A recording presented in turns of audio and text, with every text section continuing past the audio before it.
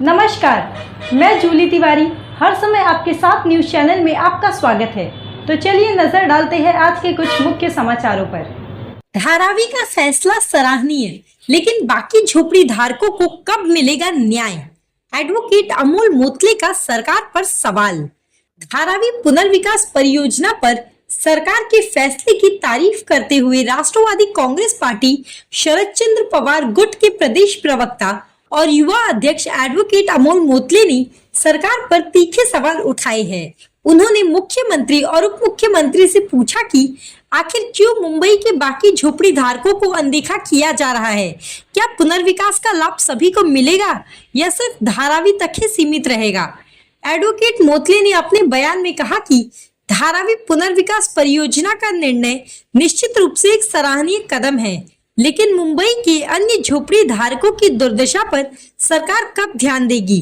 क्या सरकार के लिए धारावी ही मुंबई है या बाकी इलाकों में रहने वाली झोपड़ी धारकों का भी कोई महत्व है?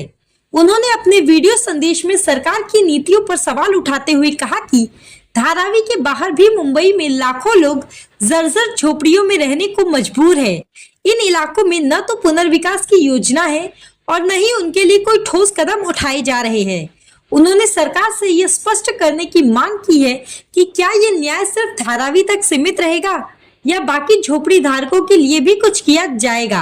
एडवोकेट मोतले ने चेतावनी दी कि अगर सरकार ने जल्द ही पूरे मुंबई के झोपड़ी धारकों के लिए कोई ठोस योजना नहीं बनाई तो इसका विरोध सड़कों पर देखने को मिलेगा। उन्होंने कहा, हम धारावी पुनर्विकास के खिलाफ नहीं हैं, बल्कि बाकी झोपड़ी धारकों के साथ हो रहे भेदभाव का विरोध कर रहे हैं। सरकार को धारावी के अलावा अन्य इलाकों पर भी ध्यान देना चाहिए।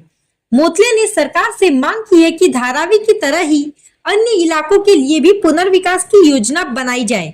उन्होंने कहा कि झोपड़ी धारकों को उनके हक का मकान मिलना चाहिए और इसके लिए सरकार को स्पष्ट नीति बनानी चाहिए। उन्होंने यह भी सवाल उठाया कि धारावी के लिए इतनी बड़ी योजना बनाई जा सकती है तो बाकी इलाकों के झोपड़ी धारकों के लिए ऐसा क्यों नहीं हो सकता। उन्होंने कहा कि धारावी परियोजना के पीछे सरकार की प्राथमिकताएं राजनीतिक लगती है। अगर ऐसा नहीं होता तो बाकी झोपड़ी धारकों के लिए भी समान ध्यान दिया जाता।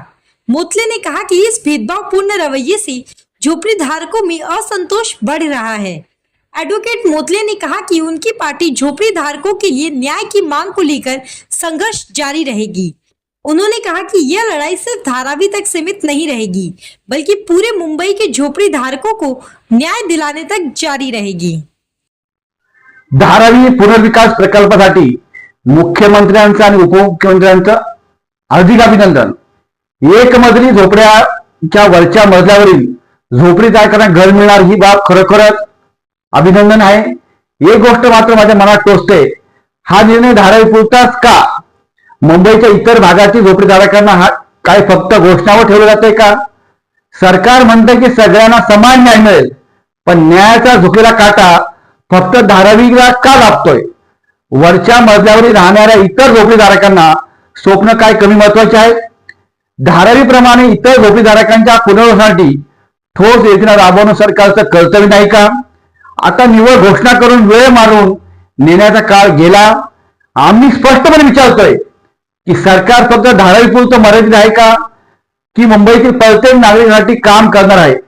मुख्यमंत्री उपमुख्यमंत्री साहेब लोकांसाठी ठोस निर्णय घ्या, नाहीतर लोक विचारतील की विकास सर्वांसाठी आहे का फक्त निवडकांसाठी आहे? धारावीच्या पलीकडे मुंबई आहे, सर्वांसाठी पुनर्वसन मुंबईच्या स्वप्नाचा विचार करणारी आहे। आज के लिए बस इतना ही। कल फिर मिलेंगे इसी समय इसी चैनल पर। तब तक के लिए मुझे दीजिए इजाजत। धन्यवाद।